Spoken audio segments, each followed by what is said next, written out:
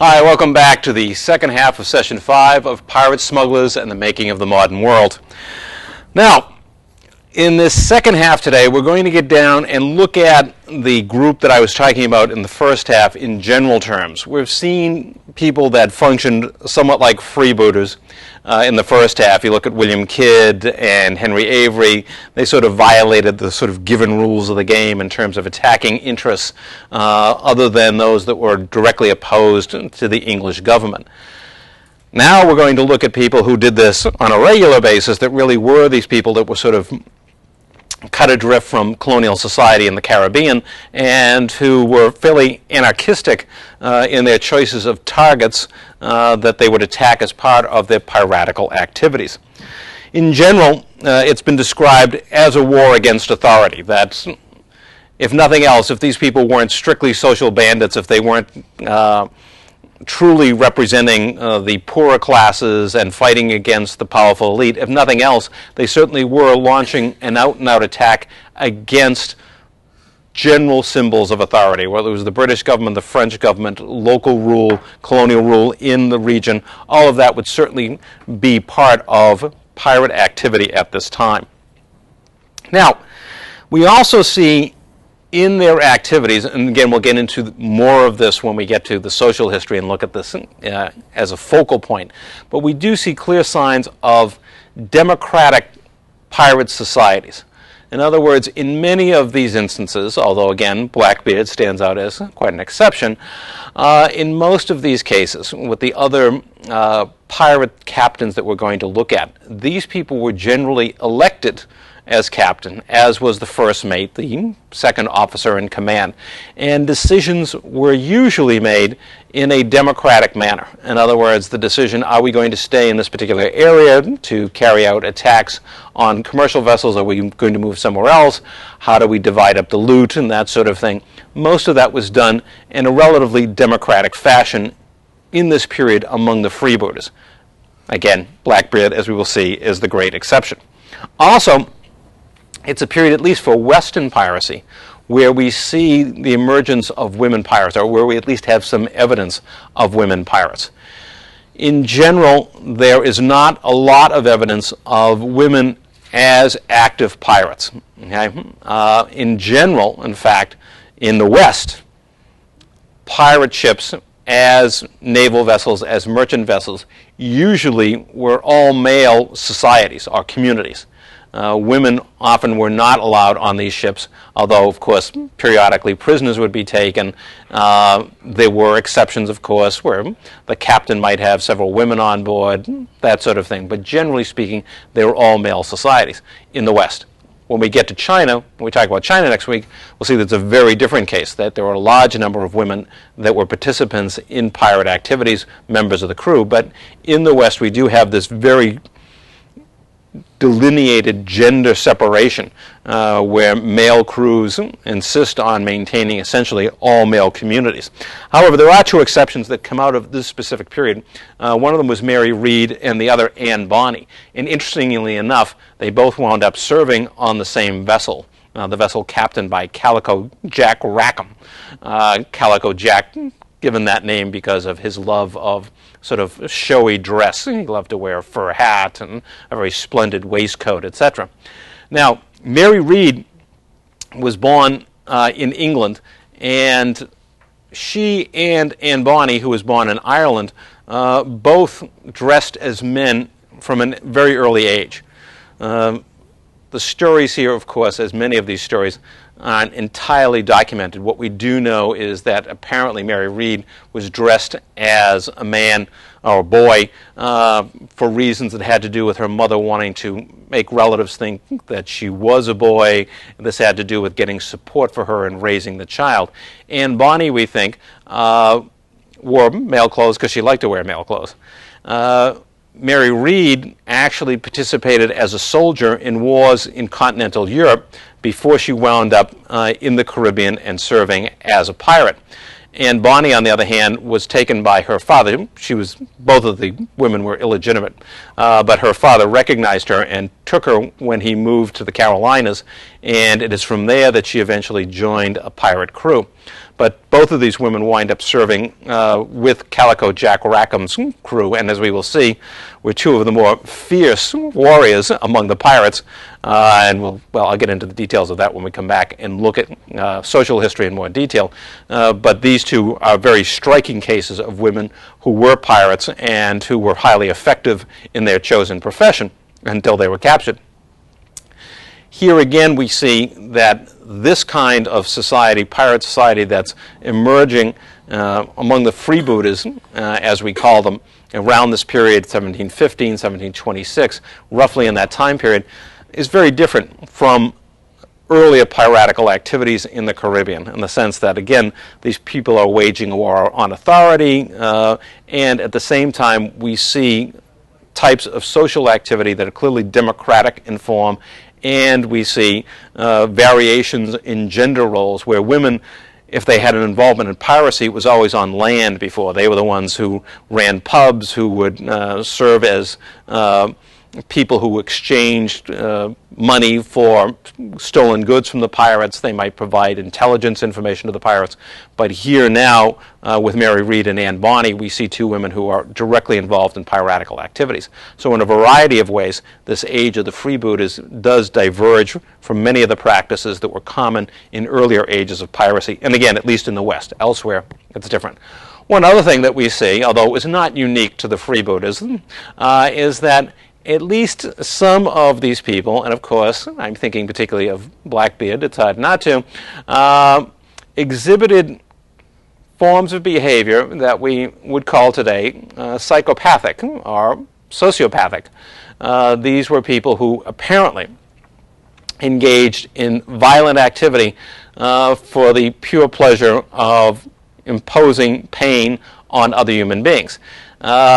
As we've seen in other cases, and it was certainly true, I think, for most of the freebooter captains as well, if torture was used, and we saw the famous case of the servant last week in Panama City with Morgan's people, it was usually for the purpose of extracting information or trying to impose discipline. In other words, you've taken on a number of members of the crew of a vessel you've captured, you want them to join your pirate crew. They're hesitant to do so, so you stab somebody in the neck with a knife, and they get the idea that it will probably be to their benefit to join the crew.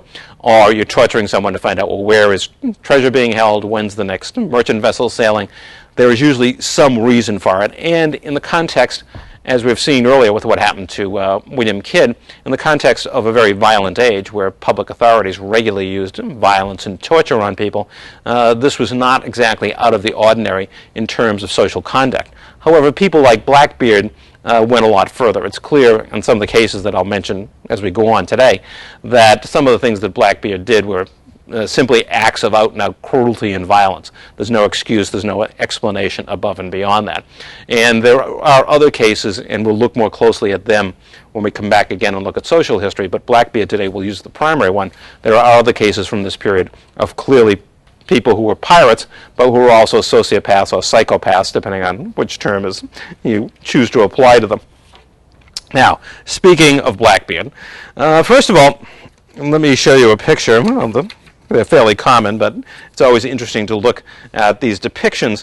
There are a couple of things that might strike you. First of all, I should point out that with most of these, including Blackbeard's, the facial configuration is probably somewhat accurate because there were fairly precise descriptions of Blackbeard written at the time. But generally, in these pictures or drawings that you see, it's the artist's sort of recreation. You know, no one is saying Blackbeard looked exactly like this in terms of his body and so forth, but probably his facial features were correct. In fact, if you look at the sort of pose that the artist has given him here, he looks more like he's modeling, you know, a suit. You know, here's Mr. Teach today wearing a very finely tailored waistcoat, etc.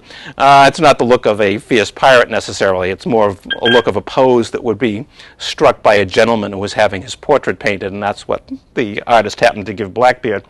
The other thing about Blackbeard that you'll notice is that even allowing for a rather odd pose, he's probably, from his appearance, not the kind of pirate that you want to buy fried fish from, probably not the kind of person you want to meet in a dark alley.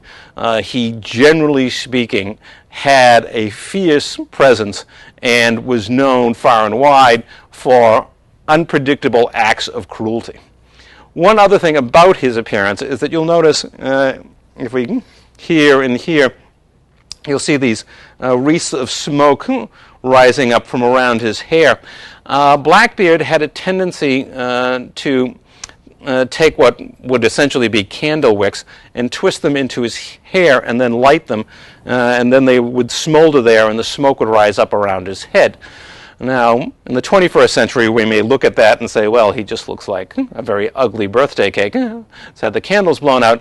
But at the time, he used this essentially to try to terrorize his enemies. So he would appear as this awesome, evil figure, and therefore his enemies would be so frightened by him they wouldn't even dare to resist him. Whether it would have that effect again in modern times is a little difficult to say, but at the time that was the intended purpose. He clearly intended to frighten and intimidate his opponents or his victims, depending on who he was dealing with at a given moment. As to Blackbeard's origins, those are a little uncertain. We think his name originally was Edward Teach. We think he might have been born in Jamaica, but those are guesses. His career as a pirate was not very long. His early life is largely in historical obscurity. We really don't know much about his early life itself, and even whether he was in fact actually born in the Caribbean or perhaps back in England.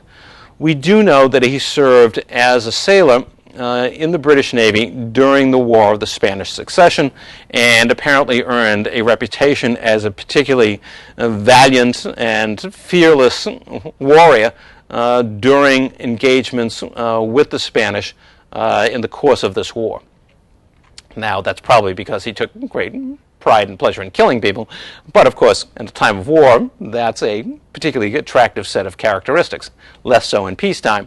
But out of this, he did earn a reputation as a courageous individual who was more than willing to face down almost any enemy. Now, in the aftermath of the war, and here we see, what happens to, sailors when the war's over. Well, you get dumped back on the labor market, and you have to go find yourself a job. In the case of Blackbeard, what he does is take up with Captain Benjamin Hornigold, who was a pirate captain operating out of the Bahamas at this time, and although he starts out simply as a crewman, he quickly will rise within the crew to a position of responsibility. And he will join with Hornigold in a number of attacks on a variety of merchant vessels in the Caribbean at this time. Eventually, in the process of these activities, he is promoted to captain his own vessel as a part of Hornigold's small pirate fleet. And he names his vessel the Queen Anne's Revenge, which we're not quite sure what the origins of that are, since he'd spent much of his time warring on the British Navy and not on her opponents. In any case, with Hornigold, he set about plundering a number of merchant vessels and ports in the Caribbean in these years after the War of the Spanish Succession. One of his most notable accomplishments was the defeat of a British war vessel, the HMS Scarborough. This is notable because, as I've said before, for a pirate vessel to confront a naval vessel in direct combat was almost certain defeat for the pirates. I mean, unless they had a superiority in numbers in terms of the number of vessels they had, unless they happened to encounter a Royal Naval vessel that was disabled, 99 times out of 100, pirate vessels would run. They simply were not as heavily armed, as well equipped, and this was really a one-on-one encounter between the Scarborough and Queen Anne's Revenge, and Blackbeard managed to win that encounter, which again enhanced his reputation as a fearsome warrior and fearsome pirate. From there, he set about raiding the coast of Honduras. In other words, attacking ports along the coast of Central America, seeking additional revenues, additional treasure. And although this might appear to be in line with the traditional British pirate activity of going after the Spanish, the truth is that Blackbeard would attack anybody, anytime. It was just a question of the Spanish were particularly vulnerable at this point. They had suffered a major military defeat in Europe. They were still poorly organized, at least in terms of their land-based defenses. So he found Spanish ports that were especially vulnerable at this time and went after them. But when the moment came, he would attack just about anybody. Now, his career crosses that of another pirate, very different in origin and different in demeanor than himself, and that was Stede Bonnet. Stede Bonnet was a planter in the Barbados, and he was making, as we understand it, a fairly successful living when he decided to abandon that position. Now, as a planter in Barbados, he also held a military rank of major. He would be a major in the local militia and that sort of thing. But he was considered a gentleman, and he was well educated, as far as we understand, that he had received a fairly advanced education. He was a planter. This makes him a gentleman landowner, and he held a military commission. Now, exactly why he chose to abandon all of this is a little bit unclear, but he was seen as sort of the gentleman pirate, sort of a throwback to an earlier age when people of some social standing might actually undertake the role of being a pirate. So Stede Bonnet represents that kind of throwback. As far as his activities go, Bonnet focuses his pirate attacks on the southern coast of the British colonies in North America, places like Virginia and along the Carolina coast, and is fairly successful in his ventures at this time, has several vessels at his command, and it earns a reputation, again, for being a relatively polite pirate, shall we say. He was not known for acts of particular vicious cruelty. I mean, he would kill people if he had to, but his main purpose was simply to seize wealth. So he stood in stark contrast to Blackbeard, who of course was known for reveling in the opportunity to inflict pain and punishment on anyone that he encountered, including, as we will see, members of his own crew.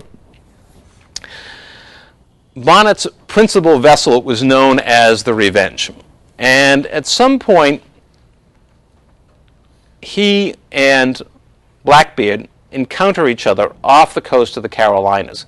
And in meetings, it was not uncommon for pirate captains to meet each other while they were at sea or looking for a safe harbor, and to exchange social pleasantries. What you would do is you would anchor near each other, and one captain would go visit the other. You'd have a party that evening, drinking and eating and so forth, and get to know one another. You know, it's part of getting to know the profession.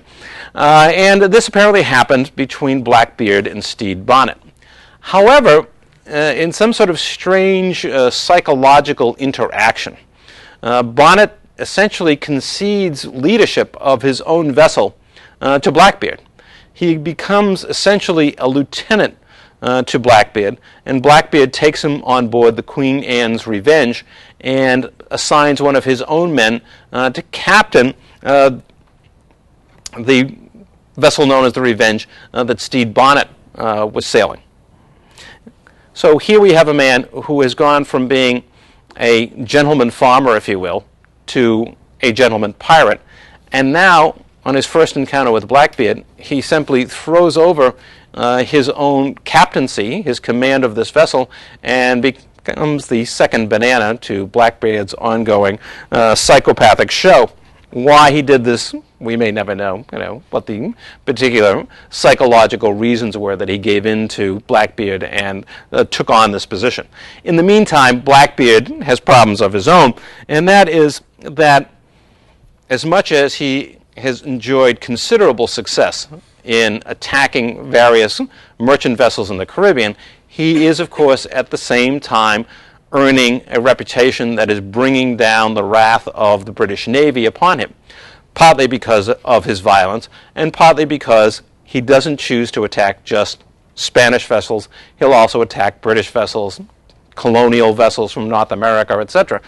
And therefore, he is becoming a major target. He has to look, as all pirates have done in the past, from the Barbarossas on, and we've talked about this, he has to look for some political protection. He has to find a place where he can get safe harbor. And in this case, he's going to turn to the North American colonies to find that. His specific form of safe harbor comes with Mr. Charles Eden, who was governor of North Carolina. Eden is going to grant a pardon to Blackbeard. Now, there was nothing unusual in itself, the fact that Blackbeard would receive a pardon. This was, as we've seen before in last week's session, an ongoing policy that, yes, the British government was going to war on the pirates, but at the same time, it was a lot easier if they could offer them pardons and get them to surrender their piratical activities and take on a more legitimate legal job. It's a lot easier to do that than it is to go suppress them. And we'll see a lot of this next time when we talk about Chinese pirates, that if a government has a choice, it would just soon buy you off with a pardon, as long as you'll go away and stop bothering them, than have to spend all this money and treasure and blood going after you and actually capturing you, trying you, etc. So the granting of the pardon by itself was in keeping with current British policy that if possible, pirates would be subdued by granting pardons. However, the fact is that Blackbeard also established a partnership with Governor Eden. Essentially, Eden would provide him with safe haven because the pardon was just, as soon as he was granted the pardon, Blackbeard was ready to head off to engage in piracy once again. But what Eden was doing was establishing a safe harbor for Blackbeard, and in return, he would receive a cut of what Blackbeard managed to seize in his pirate attacks. So again, we have one of these partnerships, as we've seen with the Barbarossas, as we've seen with Henry Morgan and others, getting a local political figure to protect you in return for a cut of whatever you managed to steal. Very soon, Blackbeard is headed back to the Spanish Caribbean and specifically to Honduras to launch new attacks on local settlements and seize whatever wealth he can possibly capture at this time.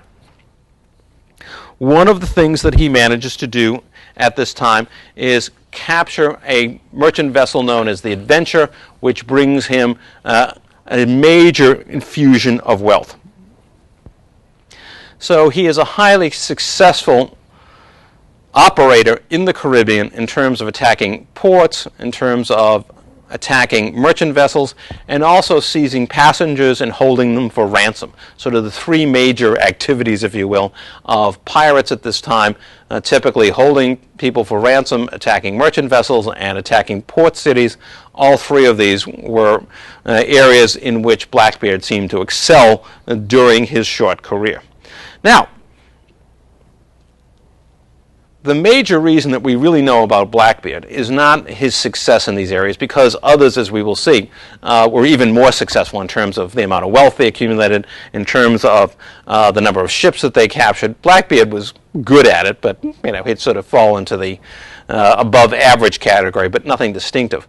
The reason that Blackbeard has become such a focus of treatment by historians and by folklorists, etc., is because he's a psychopath, because his behavior is so outrageous that it inevitably attracts our attention. One example of this was his treatment of his crew member, Israel Hands. Hands is interesting because Hands appears as a character in Treasure Island. Robert Louis Stevenson knew the story of Blackbeard and Israel Hands and used the name Israel Hands to create a character in Treasure Island. But in any case, Israel Hands was a loyal member of Blackbeard's crew, and while they were sitting drinking one day, Blackbeard started laughing and suddenly pulled out a gun and shot Israel Hands in the leg. He proceeded to fall on his face and scream in agony, and Blackbeard simply said that, well, he was sort of testing his loyalty, see if he still liked him after he shot him. And he apparently engaged in a number of such acts during his career, that he would simply kill someone or inflict incredible harm on some human being, including members of his own crew, mostly out of the pleasure of inflicting human pain, although it may also have been a way of sort of keeping people in line. In other words, never knowing, what Blackbeard might be capable of. Unlike William Monroe, who thought he could, sort of talk back to Captain Kidd, with Blackbeard, you'd never even think of doing that because you knew, this guy will kill you just as soon as he'd look at you. He'll kill you for no reason. So certainly you don't want to challenge his authority and give him a reason to kill you, or to at least inflict such incredible pain on you that you'd wish you were dead. But this was not an uncommon activity by Blackbeard in his dealings with his crew, and of course his dealings with those who he managed to capture were even more violent and grotesque. Furthermore, his relationships, let's say, with family members were not the best. We're not quite sure how many times Blackbeard was married. We think, or historians think, it's around 4 or 6. It's hard to count. What we do know is that one of his wives, who was a young girl, really, a teenager whom he married, he then shared with his crew. This is a woman he had just married. This is his bride, and he goes around and offers her to his various crew members, who, of course, take the opportunity, not wanting to say no to Blackbeard, and his very generous offer. So here is a man whose idea of human relationships is, to say the least, grotesque and distorted. But, again, a typical activity on the part of Blackbeard. Another little venture that he was involved in on one occasion with his crew on Queen Anne's Revenge was he took the crew below decks one day, the entire crew, and then closed the hold and lit several fires, essentially charcoal fires that were burning in these metal grates. And as the fires smoldered, the hold filled with smoke, and people started choking and gagging, and Blackbeard simply stood there and waited, and gradually, of course, one crew member after another in desperation raced to the ladder and headed above decks so that they could survive and not be killed by the smoke. Finally, when they were all on the upper deck, Blackbeard himself emerged, even without the tapers in his hair. He had smoke, of course, rising up from his hair and his clothes, and simply looked at the crew and began laughing, because what he was demonstrating, that as fierce as any of them might think they were, that he was far more fierce and violent than any of them could imagine. Again, he wanted them to see him as almost this superhuman figure, this evil, this sort of incarnation of the force of evil. And this is the way he managed his crew. As I said, Blackbeard's kind of an exception to the idea of democratic activities among freebooters. But in any case, this was, again, typical behavior on his part. When he was not busy torturing his crew, his wife, or anybody else that he ran into, Blackbeard had come up with a new activity for himself, which was blockading the port of Charleston, South Carolina. Now, he has Governor Eden as his protector, and he has bought off other political figures, so he's able to engage in this activity, because you would say, well, wait a minute, this is, a legitimate port in the British colonies, and yet here is this pirate who is carrying out a blockade of the port itself. And what he's looking for, among other things, is essentially to get a payment, a protection payment from the port of Charleston, from its merchants, so that he will give up the blockade and allow them to conduct their business once again. While he's in the process of the blockade, he also captures a local and very wealthy merchant named Samuel Wragg, along with his son and some other prominent people. But Wragg was probably the best known of the group whom he held. And now, in addition to demanding a ransom or protection payment to surrender the blockade, he also demands a ransom for the return of Wragg and his son. Interestingly enough, and this again reflects on his behavior at the time, the payment that he wants is not money for Wragg's life. What he wants is medication for syphilis treatment. because he and his crew, not surprisingly given their general conduct and behavior, were riddled with syphilis and desperately needed treatment. In the end, Rag is ransomed when the merchants of the port of Charleston decide that they will get him back and they will secure the medication to treat Blackbeard and his crew. After this little adventure, which turned out to be a fairly beneficial one for Blackbeard, he both got money as a ransom and he got treatment for his venereal disease, he heads back to North Carolina, where of course he has protection from Governor Eden. However, at this point, Blackbeard's force of pirates had grown considerably. He had a fleet of perhaps 11 vessels at one point. He had hundreds and hundreds of crewmen on these vessels, and he's going to be making a change in his life. One thing that he wants to do, and we're not sure why he does this, he decides he's going to essentially get rid of Stede Bonnet. And surprisingly, I don't mean by killing him, because you would think with Blackbeard that would be the most logical solution. Instead, he sends him off on a mission, essentially to seek a new pardon from Governor Eden. Something that, I mean, he really didn't have to send Bonnet to do this. It's his way of sort of dumping Bonnet. He's going to leave him on shore and then take off without telling him where he's going. So he's getting rid of Bonnet.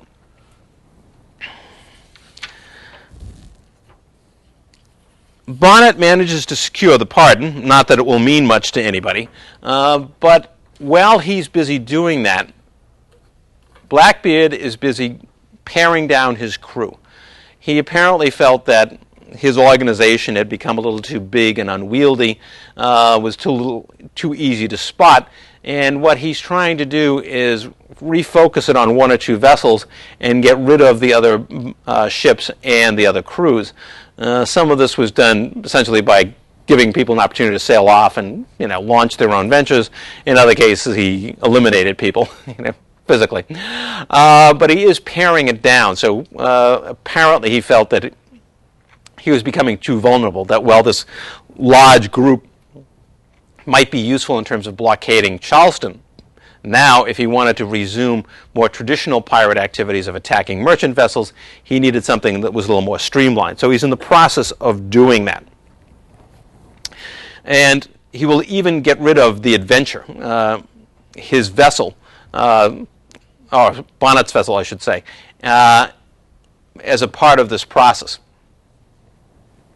Now he takes up residence, if you will, in a series of waterways around Ocracoke Island, which is in North Carolina. We're now in 1718.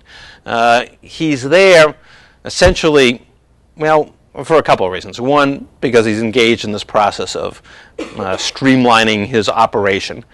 Two, because he's spending some time ducking British naval forces, which he knows are in search of him. And three, he's also having a good time. He runs into another pirate captain who's also there hiding for a while, and they have a series of very boisterous, drunken parties at night. So besides tending to business, he's also just getting roaring drunk much of the time. In fact, Blackbeard and his crew were drunk a fair amount of the time that they were active. There's one entry in his journal where he described how they were sailing in the Caribbean and the crew was becoming increasingly contentious and unhappy. So Blackbeard's solution was to go out and hunt down a merchant vessel which was loaded with rum. They took all the rum on board, everybody got blind drunk, and things were going fine again, as he reported in the journal. So he spent, and the crew spent much of their time totally inebriated. And apparently much of the time spent resting in North Carolina was devoted to that same purpose. Now, in general, the colonists in North America, as I've suggested earlier, particularly the ones on the East Coast and the ports, were not averse to the piratical activity that had been taking place in the Caribbean. In the major ports in the north, they were benefiting from the goods that the pirates brought north. And, of course, Charleston, as much as it had recently been the victim of a blockade by Blackbeard, Charleston itself had been as we've seen, a major port for pirate activity in these later years. But the fact is that the residents of the Carolinas were becoming increasingly unhappy with these activities, and of course with Blackbeard in particular, because of course he was now turning on them. It was no longer a matter of, well, gee, he's gone off to, capture a port in Honduras or to attack some Spanish or British vessel, whatever it is, down the Caribbean. Now he's preying on the residents of the Carolinas and on their shipping, blockading their port in Charleston. They're desirous of getting rid of him. But of course they face the problem that most of the local political figures, some of the prominent political figures like Governor Eden, have been bought off by Blackbeard. So what are they going to do to get rid of him? Their solution is to turn to the governor of Virginia, Governor Alexander Spotswood, and convince him to take on the task of ridding them of Blackbeard. Now, this was not that difficult to do. In most occasions, you would expect that a British governor would probably pass on this opportunity, largely because it's not his territory.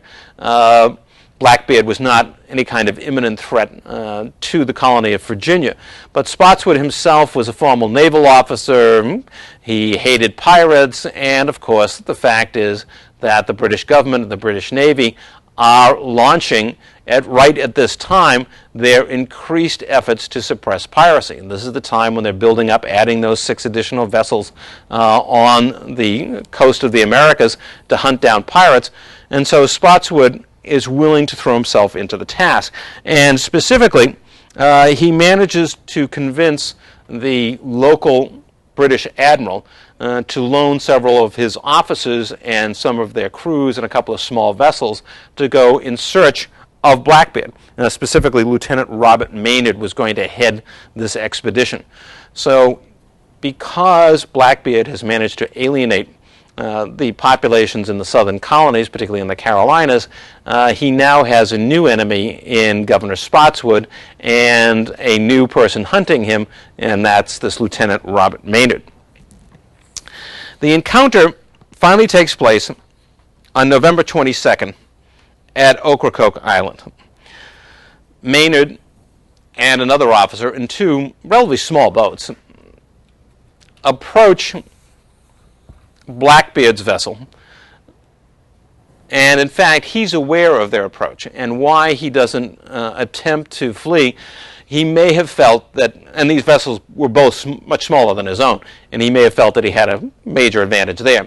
Another reason why he probably didn't flee at this time is because he was busy getting violently drunk with one of his fellow pirate captains and just didn't feel like moving. And by this time, he had probably developed a certain superiority complex when it came to naval warfare, and probably had nothing but contempt for these young officers and these small vessels that were going to try to take on what he saw as the greatest of the pirates. The young naval officers are not discouraged, although one of them is killed early on in the encounter. They launch their vessels in an attack on Blackbeard's, and it quickly becomes a matter of hand-to-hand fighting on the deck of Blackbeard's ship. In the encounter, it is reported that Blackbeard was stabbed or shot about 24 times, and that's my little quote here, "Don't shoot him, you'll only make him mad." But eventually, he was shot and stabbed enough times that he finally fell dead on the deck. His head was severed from his body and hung on the bowsprit, or the front of the bow of Maynard's ship, as he sailed back to Virginia as a demonstration to colonists that indeed the days of Blackbeard were over. So Blackbeard has a relatively short career as a successful pirate. It really only spans a few years, but he's remembered, as I've said, not so much because of his accomplishments as a pirate, which were better than average, but not much more than that. He's remembered because he does present this striking figure, this apparent sociopath, this incarnation of evil. His bizarre behavior is what really captures people's attention and captures their imagination. On the other hand, Blackbeard really was if not exceptional, in the minority of pirate captains, even at this time in the age of the freebooters. And there were people who were much more, let us say, restrained in their activities. We might call it professional today. One of them was a man known as Bartholomew Black Bart Roberts. He got the name largely because, it was quaint. You had to have, Blackbeard had the name Blackbeard. You had to have something that was catchy. So he was called Black Bart Roberts. He was from fairly lowly circumstances. He started out as a Welsh seaman. He had served in the Royal Navy. What is striking about him is that he conducted his piratical activities with considerable discipline. He was almost the diametric opposite of Blackbeard. He was not prone to unnecessary violence, and more than that, he actually developed a code of conduct for his crewmen, which was written down. Specifically, Roberts' code of conduct called for such things as no women or young boys on his vessels. This had to do in part with discipline, as I've pointed out earlier. Most pirate crews were all male, and it was believed that bringing women on board, the story about women being Jonahs, that your ship will sink if there's a woman on board, that was probably not the major reason. The major reason was probably because of the concern over sexual competition of having women on board, that would induce fighting. Young boys were the same way, because as we will see, very often young boys became sexual partners with the male pirates. So this was a matter of discipline that both young boys and women were banned from Roberts' ships. And there was also a code of conduct in terms of how crewmen were to behave, how the vessel's wealth was to be divided, etc. So he is a very organized individual. You can see in some ways a carryover from his days in the Royal Navy in terms of his imposition of an actual code of conduct for his crew.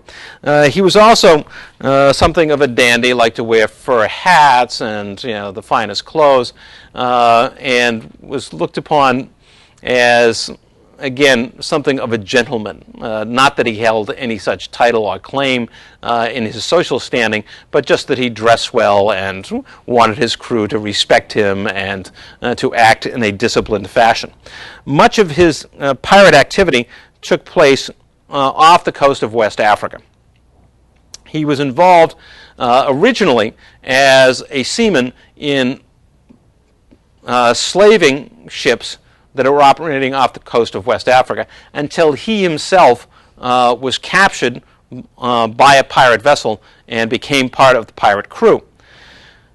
Eventually, and this points out the sort of democratic side of pirate activity, he is elected as captain of the ship.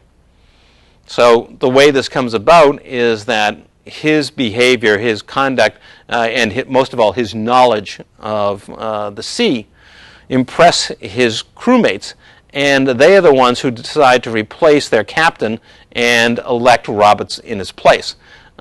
This was not uncommon behavior for pirate ships and pirate crews in this period. You got to elect the captain, and if you didn't like the captain, you could unelect him. You could replace him with somebody else. Now, this wasn't always done strictly by ballot box. You might have to kill the existing captain because if he resisted the voice of the people. In fact, it worked a lot better than elections because you didn't have to wait, every 4 years to get rid of somebody you didn't like. But this is fairly indicative of behavior on many of these pirate vessels, and that is that the crew had a very large say in how they were run. And Black Bart was, he fit into this category. He was actually elected to be captain of the crew. Now, he is very successful at what he does. During his career, which like most careers of pirate captains was stunningly short, he is going to capture over 400 vessels. That is a stunning accomplishment for a man who operated over the course of 4 or 5 years as a pirate. again, the image that we have of pirates preying on merchant vessels and capturing one after another is really a distortion. It was difficult work. First of all, because how many vessels are going to be carrying anything of value? I mean, there will be a lot of coastal vessels coming along with wood and some cheap cloth, etc. But if you're going to spend your time seizing those kinds of vessels, you're going to waste your time, and the crew will desert. You have to find something of value. Is it slaves? Is it precious metals, spices, the kinds of things we've talked about before? Most vessels aren't going to be carrying those goods. Most vessels are going to carry more mundane products. Secondly, finding out where vessels are that have those kinds of products is not easy. If you're operating as a British pirate, let us say off the west coast of Africa, or certainly in the early days of the Caribbean, if you're operating as a British pirate in the Spanish Main, how are you going to know when either a Portuguese slaving vessel is sailing, or how are you going to know when a Spanish treasure fleet is leaving? It's not like you're living in the port and can watch and see where the vessels are going. This is alien territory. This is hostile territory. You're not going to be allowed into it. So most of the time, what pirates had to do was hang around places where they thought, or I shouldn't say thought, where they knew that these vessels commonly sailed. In other words, you'd have to stay away usually from the port itself because, of course, then you'd be a target of whatever Royal Navy was anchored in that port. But you would move down the coast and you would try to pick out the sea lane most likely to be taken by one of these vessels. Let us say in going from Veracruz to stopping in Havana, there was a certain logical route. But again, you're sitting in the ocean, sailing around, hoping to find one of these vessels. This is not easy. And many times, why pirates turned to things like attacking ports is because they couldn't find anything on the sea to attack and seize that was worth anything, that had any value to it. The fact that Roberts was able to capture this many vessels, and he was not capturing worthless vessels, 400 of them in a career that averages about almost 100 a year or 80 a year, that's a huge success by the standards of pirate activity in the early 18th century. Now, among his other successes was the capture of a Portuguese treasure ship sailing along the west coast of Africa. This was probably his greatest triumph and one that established him as a truly wealthy man. So in addition to attacking slave ships and other types of vessels, the capture of the Portuguese treasure ship is a major accomplishment. However, by this time, it was also attracting the attention of the British Navy. Now, why the British Navy? Because the British are also involved in the slave trade. The Portuguese are not the only ones carrying slaves, nor the Dutch to the New World. The British are very much involved in this trade. The British are very much involved in trade across Africa and into Asia. And Roberts, like other freebooter pirates, doesn't really care what kind of flag you're flying. He's willing to attack any kind of vessel. Therefore, he's alienating the British and the Royal Navy, and he's going to become a target, as other freebooters did, of the Royal Navy in order to suppress this piratical activity and bring it to a halt. This is the age, remember, we're getting into the period where the Royal Navy is now going out and sending ships out as they have to the Western Hemisphere, so too on the coast of Africa. They are now organizing fleets whose specific purpose is to hunt down and eliminate the pirates. And Roberts is going to be a victim, shall we say, or a target of one such venture. Specifically, it is the HMS Swallow, a Royal man of war that will track down Black Bart off the west coast of Africa. After spending nearly a year searching for him or other pirates, finally they are able to encounter him in February of 1722. In the attack, again, as was almost always true in these cases, the Royal Naval vessel has the advantage of size, of gun power, and in the early going, Roberts is shot through the throat and falls to the deck dead.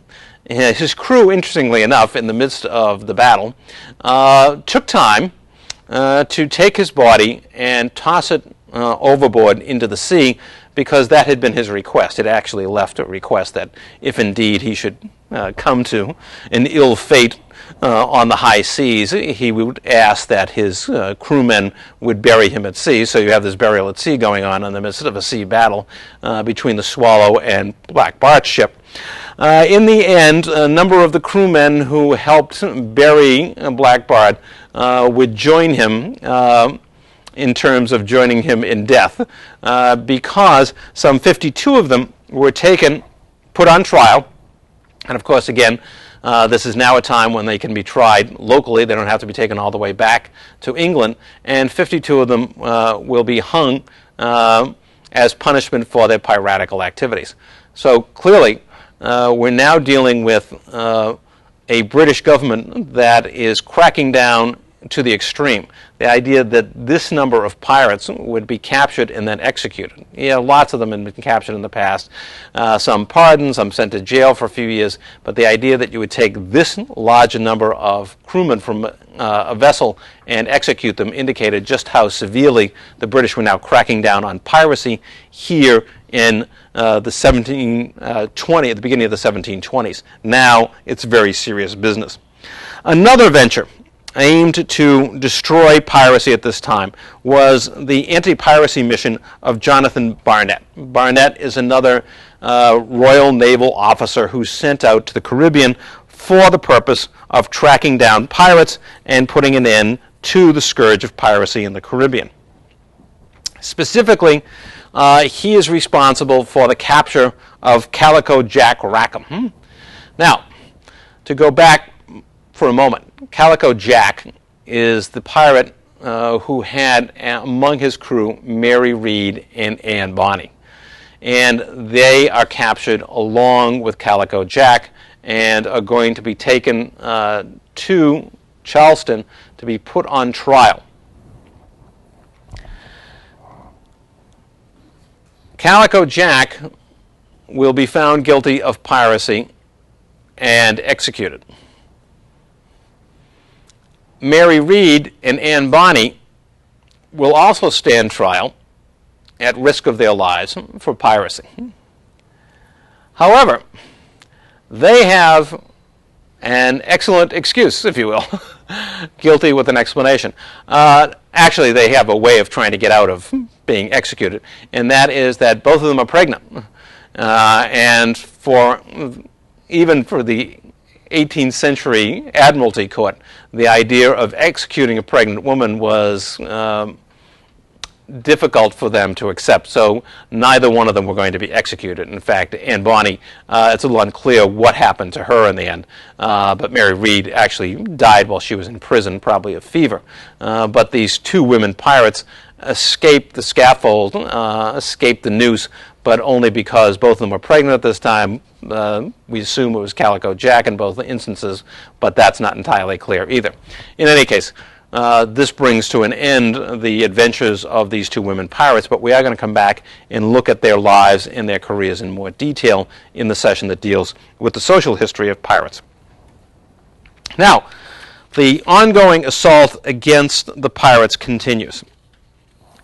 In 1718, an expedition is sent out from South Carolina to hunt down pirates. It's another one of these naval expeditions that's now possible exclusively with a focus on the suppression of piracy because, of course, now the Royal Navy is willing to devote more vessels to this activity than ever before.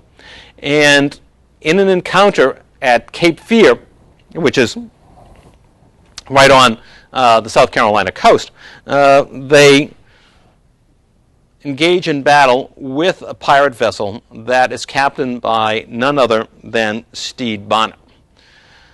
Remember, Stede had been sent off on a mission by Blackbeard just before the encounter with the Royal Navy to to get rid of him, essentially, but it also, at least temporarily, saved Stede Bonnet's life because he was not part of the crew when Blackbeard had his encounter and was killed, and had the rest of his crew captured. So Stede Bonnet has resumed his activities as a pirate, but now they're going to come to an end when he's captured. And he is put on trial in Charlestown, and he too is found guilty, and it won't surprise you a great deal that he is executed for being a pirate. And we have a picture of good old Stede here hanging from, and again, this is a rough depiction. The accuracy of the picture is at least that you can see the masts of sailing vessels in the background, and again, this would be in keeping with the requirement, if you will, that if at all possible, pirates be executed near waterways and that their bodies be hung for crewmen, seamen everywhere to see them. And you can also see a considerable crowd, not just in London, but here in Charlestown. The ladies of the town have turned out in great numbers to watch this guy swing for his crimes as a pirate. So this was, again, fairly typical treatment. And indeed, large numbers of pirates were facing the rope at this time. It's estimated that in the Americas, never mind the people being executed back in London or off the coast of West Africa, that in the Americas, approximately between 1710 and 1726, somewhere between 400 and 500 pirates may have been executed. So that's a pretty large number. When you figure that probably the total number of pirates, as I said, in the remaining years down to 1726, if you look at 1718 to 1726, you're looking at about 5,000 pirates active, and here about 10% of those people are executed. Never mind at least twice, triple that number or more that are put into prison.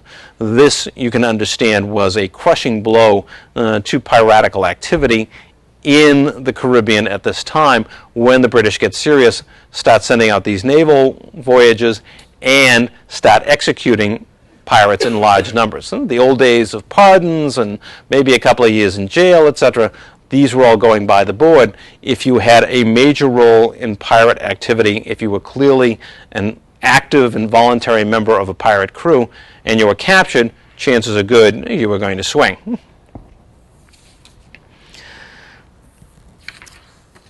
These, again, the numbers I'm showing you here are rough estimates, but it is estimated that there were actually about 2,000 pirates active in 1720, and then by 1726 that had been reduced to 200. So we have a 90% reduction in pirate activity, or in the number of pirates in the Caribbean, by 1726.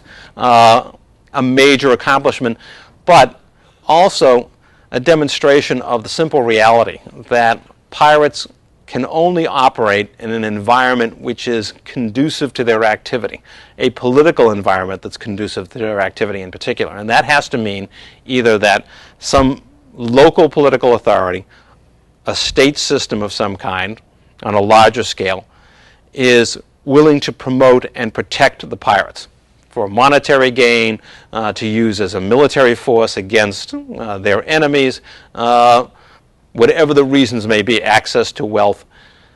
Some state system has to be willing to provide some kind of protection, or at least to be willing to tolerate piracy. Or the other possibility, and we will see this one next week, is that some state system has to be in such a weakened condition that it really can't offer effective policies to suppress the pirates. In the case of the British, of course, for over a century, they had not only permitted piracy, they had often condoned and encouraged it.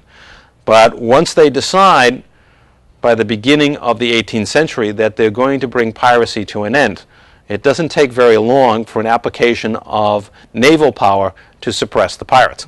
So as much as they are criminals and they are looked upon as outcasts, etc., we also have to remember that they wouldn't exist if governments weren't following policies that allowed them to exist.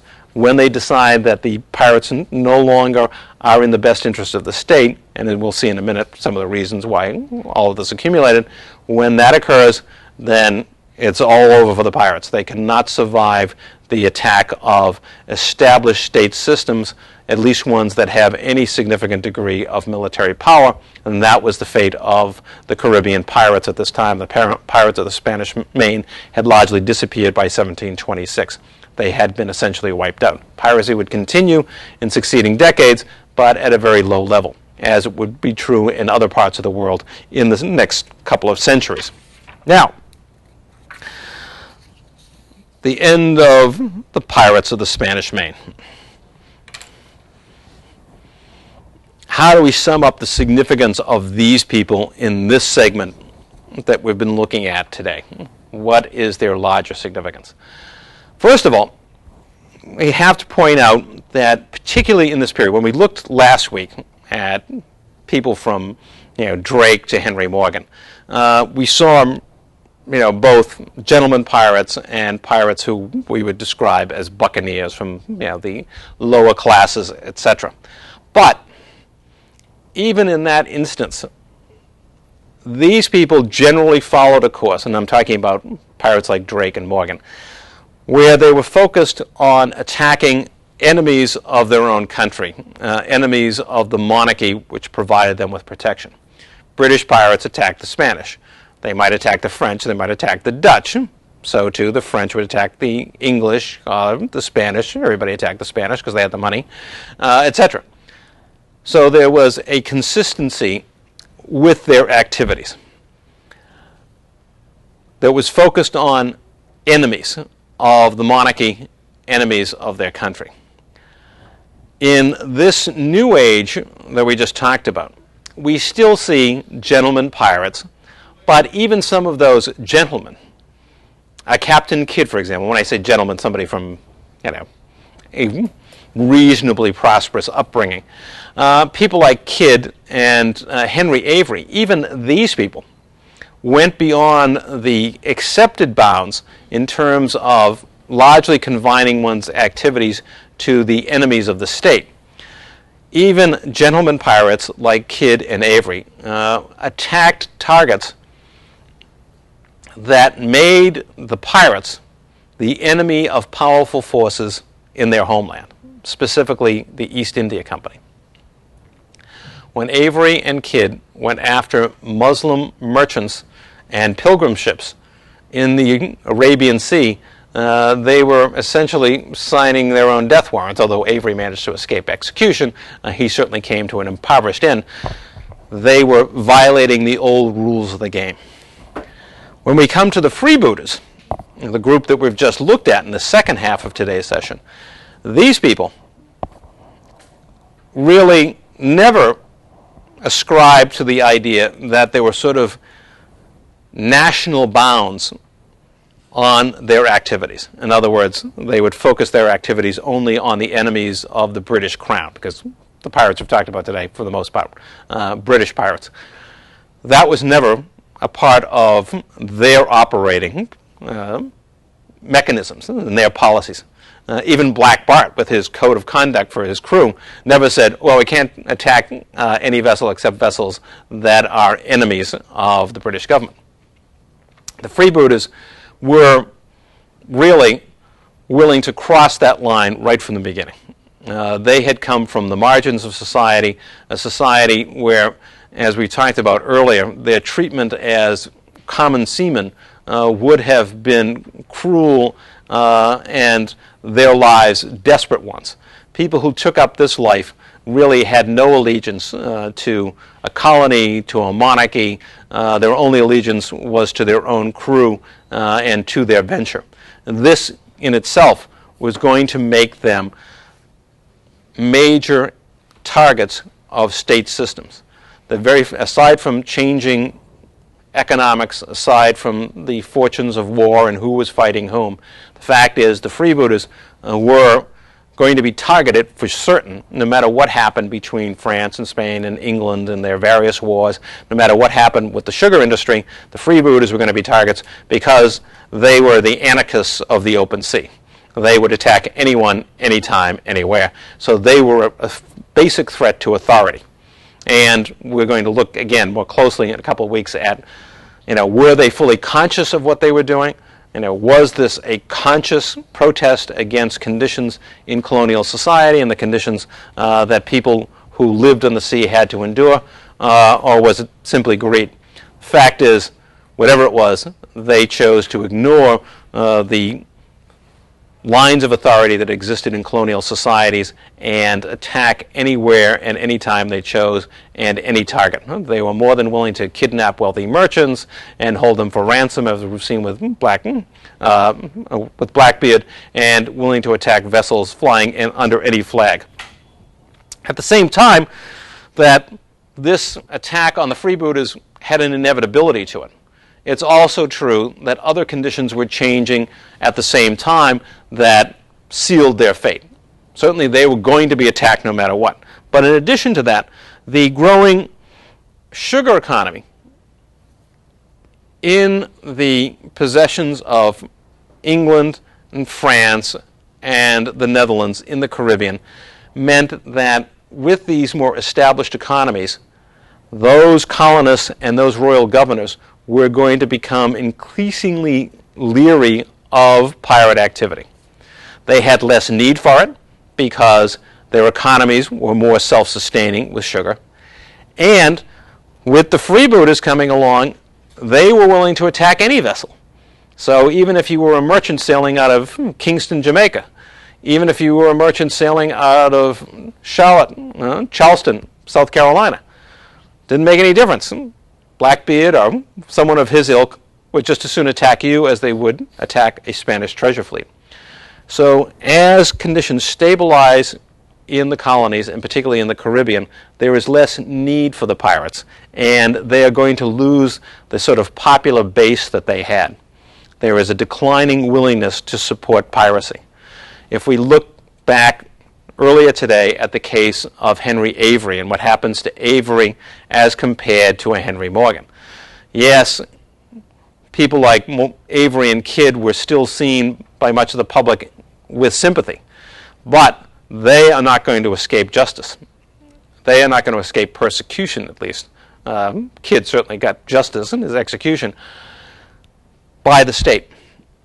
Unlike Morgan, a man of an earlier age, whose popularity, whose reputation as essentially a patriot who had defended the colony of Jamaica by attacking Cuba, etc., these people did not enjoy that kind of reputation.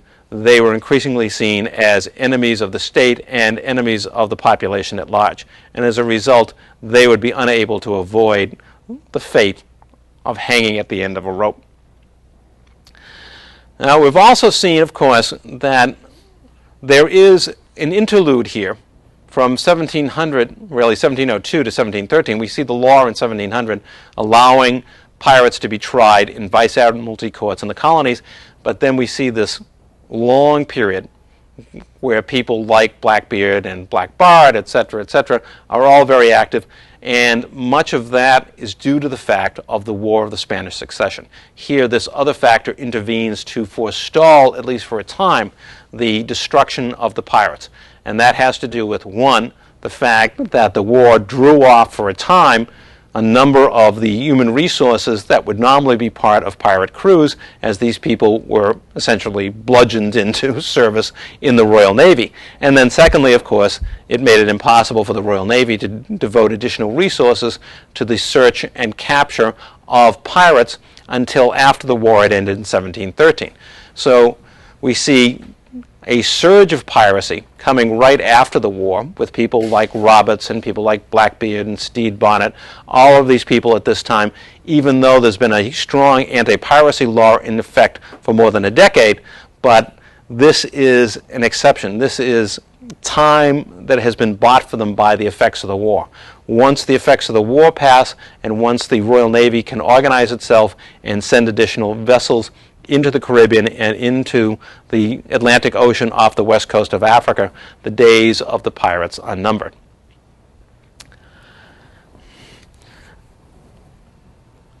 Here we see, again, the importance of politics in terms of piracy, in terms of the existence, the survival, the flourishing of pirates is based to a significant degree on whether there are state systems willing to support it, at least ignore it, or the inability of state systems to suppress it. But let's not forget, particularly based on today's information, that other factors also play a role in what is going to happen to pirates. Economic conditions, as we've seen, have a dramatic impact on what's going to happen to the pirates of the Caribbean. Why, at one point, they flourish because they are an economic benefit to the new colonies that France and England and the Netherlands established in the Caribbean. But later, as economic conditions change and sugar flourishes, the pirates become an economic drag upon these colonies. That is going to affect the ultimate fate of these pirates. And one other thing to keep in mind, particularly from the second half of today's session, are social issues. The pirates of this period, the freebooters, were, as I said earlier, bound to become the targets of state action because in the end they were anarchists. They were devoted, whether consciously or otherwise, to attacking all forms of authority. Therefore, they were not the reliable pirates, shall we say, of the Sir Francis Drake era. Pirates that the state could look upon as agents of their activities in attacking the Spanish, etc. These people were a threat to any form of organized authority in the Caribbean or off the coast of West Africa, as the activities of Blackbeard and Kidd and others demonstrate. And as a result, their fate was going to be determined. So while politics is very important, we also have to consider economics, as we've seen, and we also have to consider social issues. What is the social composition of the pirate community? What are the kinds of goals, if you will, that pirates have? What kinds of policies are they pursuing? If those are incompatible with, and indeed challenge, state authority, then their fate is pretty well sealed. Next time, we're going to look at a very different kind of case as we look at the pirates of the South China Sea. Very different in a variety of ways. We will see women playing a much larger role, and we will see a state that really doesn't have a choice here. It isn't a matter of China choosing to encourage piracy and then deciding to suppress it. The problem for the Chinese Empire in the period that we're going to look at is its inability to act against the pirates. That the pirates are an indication of just how decrepit the imperial system of China has become because it is unable to suppress these pirates, and only ultimately under great pressure from foreign forces does it finally reach out and try to eliminate them, and does much of that by buying them off in the end. So here we're going to see a system that is not so much a political system that determines the outcome and the fate of the pirates, but rather is one that is unable to cope with the pirates and suppress them. And one other thing that we will see, compared to the pirates that we've looked at up to now, Chinese pirates are highly organized, organized beyond our belief.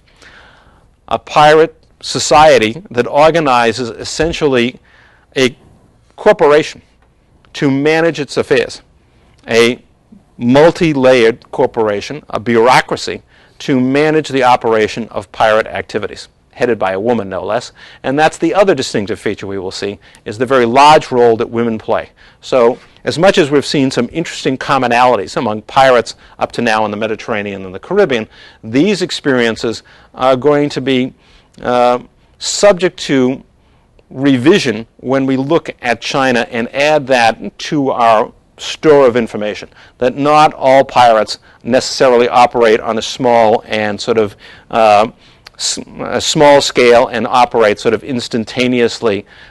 Many of them are highly organized, as in China. Women are not largely excluded from all pirate societies, and not all state systems have the capability to determine the fate of pirates on their own.